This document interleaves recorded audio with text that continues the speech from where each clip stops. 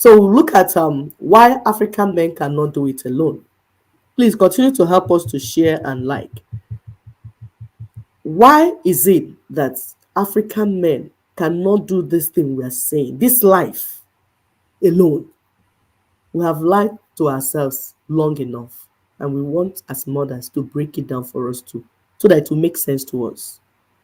You see, the space we live in, we all live in it. Men, women, children. You can see the picture.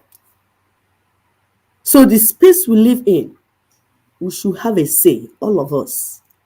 So you cannot speak on our behalf, African men. You don't even know what we need as women. Just like we women will not go and speak on your behalf, because we are women, we are not men. So everyone will be part of it. And that's how we had in our culture, in Igbo culture. The women had their group, children, youths, age grades, all the men and everybody. If there's an issue, everybody will bring what they want. Because how an issue affects me as a woman might not be how it affects you as a man. So you see why you cannot, that's a Sharia system where they put women in powder, cover them up and speak on their behalf. My dear, they like women that are strong. I was watching this documentary and this guy saw this white woman, the Fulanese. They saw this white woman on a bicycle. They said, "Ah, good woman, a good woman, a good woman." I said, "Ah, but you lock yours up." Exactly. And that's why I tell our women that do not agree. Kwechiri, it says stay your ground. Stop accepting that you're a second-class human being.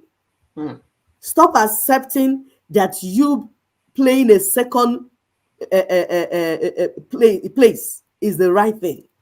Because you know what? Why you as a woman that is giving birth to children, you are not able to stand your ground and say what should be done. Your children will be the first victim, the children you gave birth to, because no one will speak for them.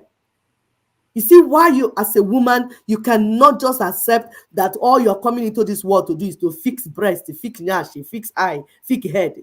Why you're giving birth to children? That's an abomination. As a mother, you must have a voice. So in this space where we live, the African continent, we have men, women, children, everybody must have a say. It's no longer okay for men to speak for women.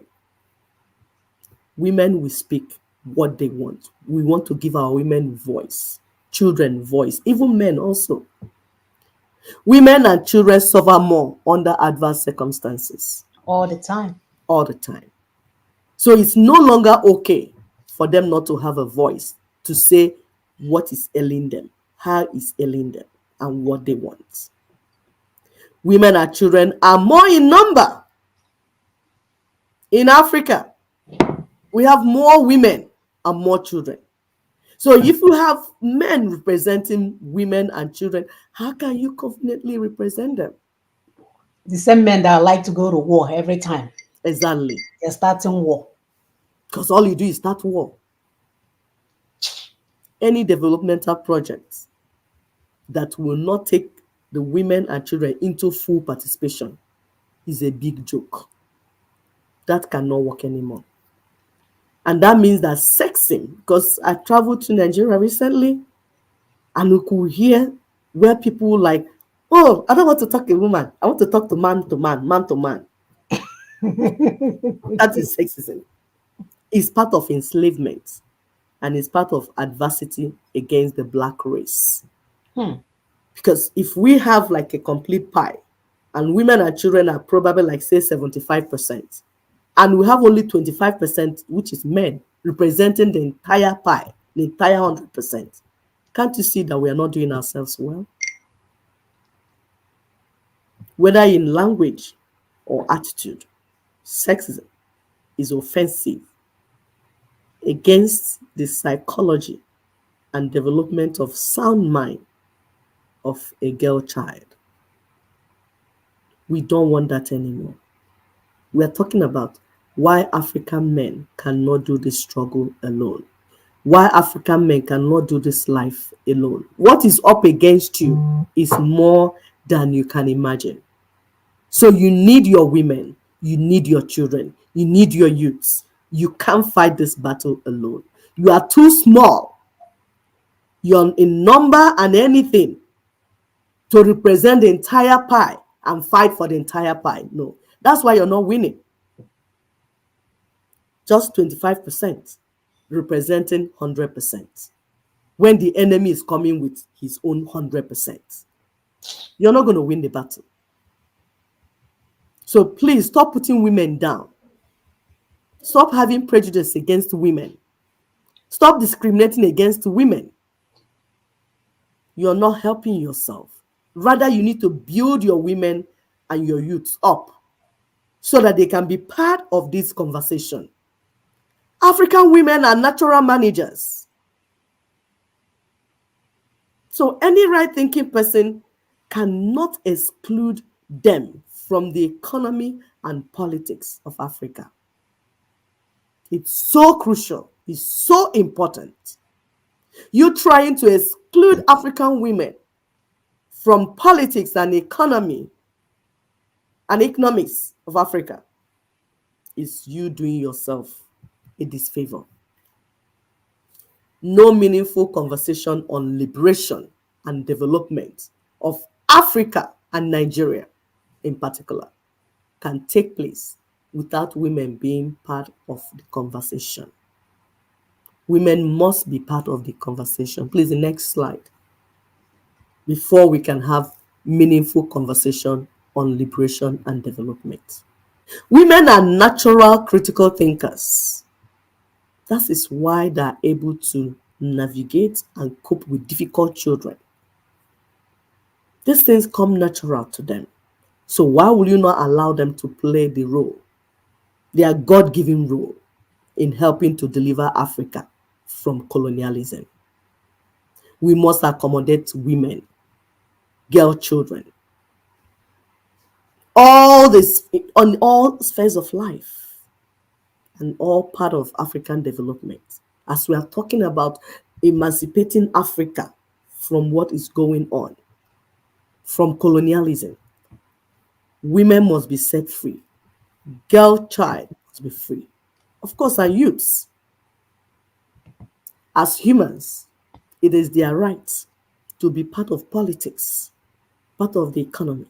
We must make things comfortable for them to be part. We must make it like they must be part. It's not something you say. You're not doing them a favor. You're doing yourself a favor.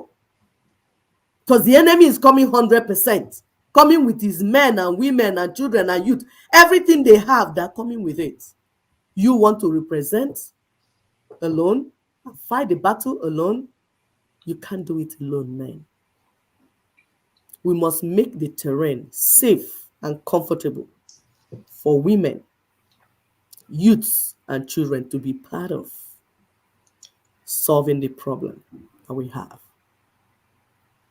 They must be seen to be actively contributing their quota, not as wives, girlfriends, and mistresses to governors and politicians. No, not washing their clothes at home and getting ready for bed activity in the other room.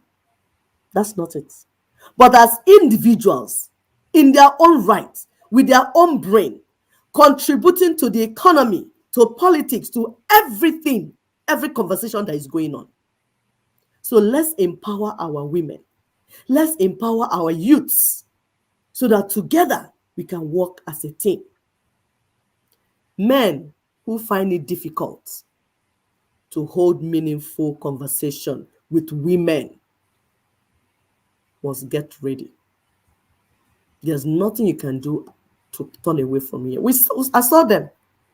He said, no, I can't talk to women.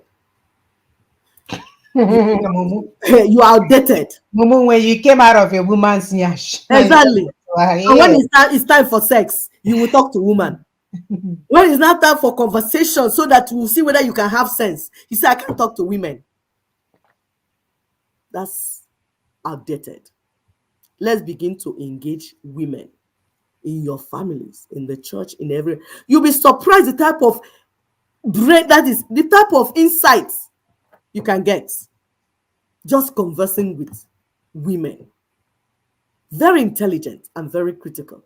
Assuming the world had given women space all this while, we will not be having all this crisis and war that we're having everywhere. Everything, hot blood, hot blood. Conflict resolution is what women do naturally, managing children. So we need to create space for our women and our youths, even as of today. In your churches, your communities, in your homes, everywhere, begin to listen, begin to have conversation with women. Men, you can't do it alone. Begin to sit down, force yourself. Stop drinking all those things people are drinking, and when you finish drinking, your bread will be sparkling. Calm down and listen to the women in your lives. Your mother, your daughters, your wives, sisters, all of them. Have conversation with them so that they will give you insight. We need to work together as a team. We need to work together as partners in this project. Thank you.